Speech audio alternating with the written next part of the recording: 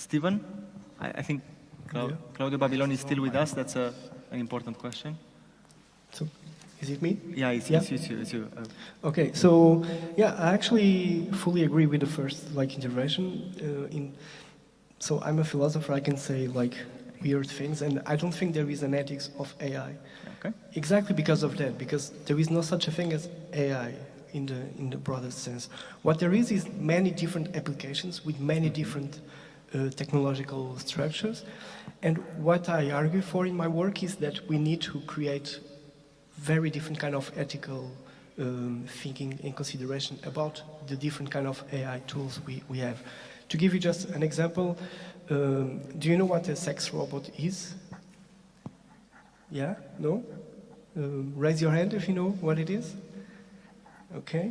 So a sex robot is an interesting thing because it's an object where basically you can have intimacy with that object, and the idea is that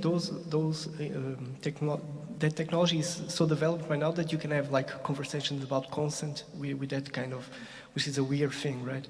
But there are many different arguments in favor or against sex robots. So one of the most, I think, positive arguments in favor of sex robots is actually the idea that we have a lot of human sex trafficking right now, which is a real phenomenon, right?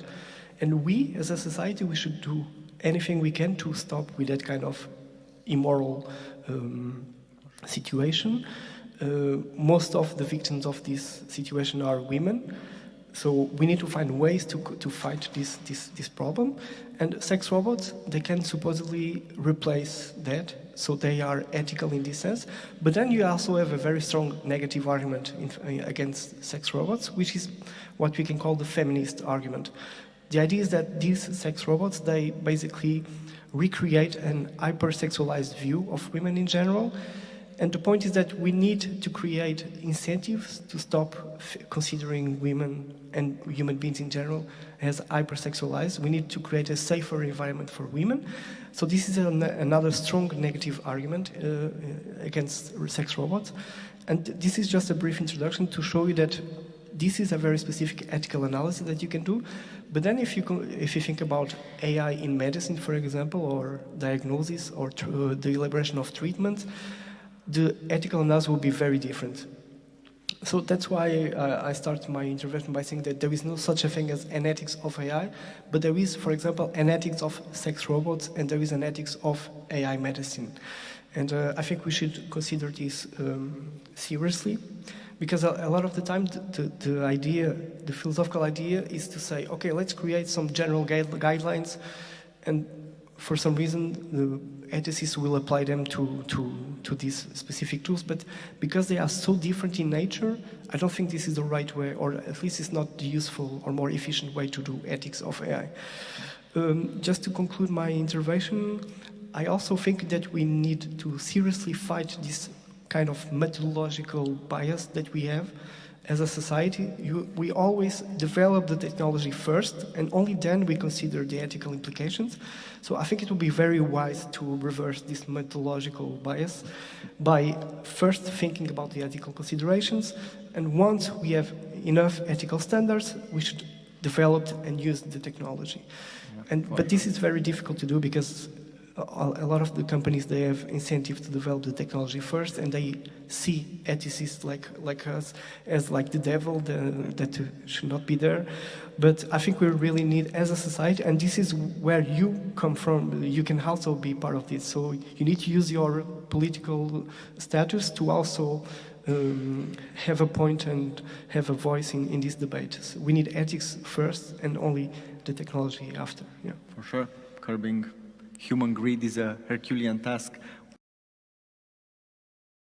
We will now go to the next question. Some of the questions are addressed to only one panelist, whereas others are two or all of them. So the next question, which is addressed to Georg Northoff and Stephen Gouveia, is: how does the emergence of artificial consciousness impact our notions of identity, agency, and free will?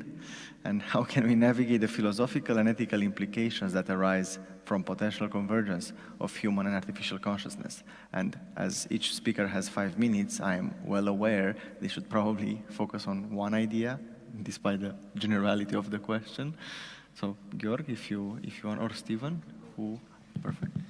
Okay, so I have some ideas about this question. So I think we should think of Alan Turing. So Alan Turing, I think, is one of the most misunderstood, like, philosophers or computer scientists, whatever you want to call him, especially because of the Turing test. So a lot of people think that the Turing test is a test to evaluate intelligence, but that was not the point at all of what Turing was trying to say.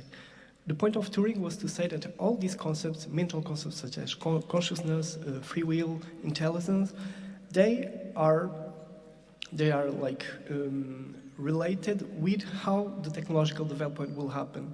So the idea is that technological development will redefine our mental concepts, and we will need to consider those redefinitions to apply those concepts in the future. And this has nothing to do to test if a system is intelligent or not, but it's to say that intelligence needs to incorporate the development that the world have. Having said that,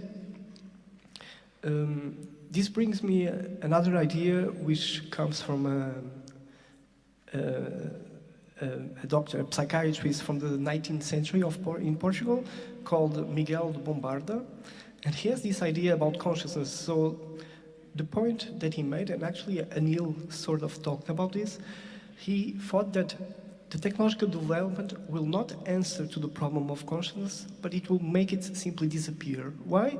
Because once we reach a level where we have artificial entities that behave exactly like a human being, and we don't have any tools to understand if they are humans or not, once we reach that point, the problem of consciousness will not be interesting to pose, but the problem will just dissolve itself. So we will not have like a philosophical answer to the problem, but the problem will just stop making sense.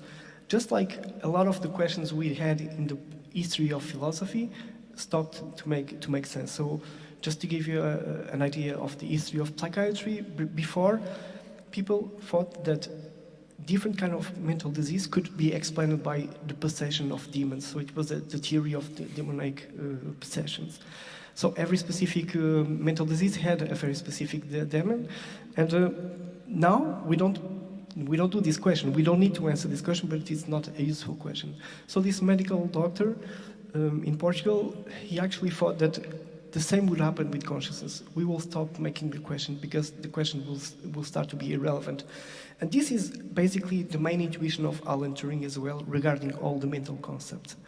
Just to finish my intervention, the idea of artificial consciousness is very interesting because, so I was with Anil in Taormina in the Science of Consciousness conference in Sicily just 1 week ago, and there everyone could vote on a theory of consciousness in the end.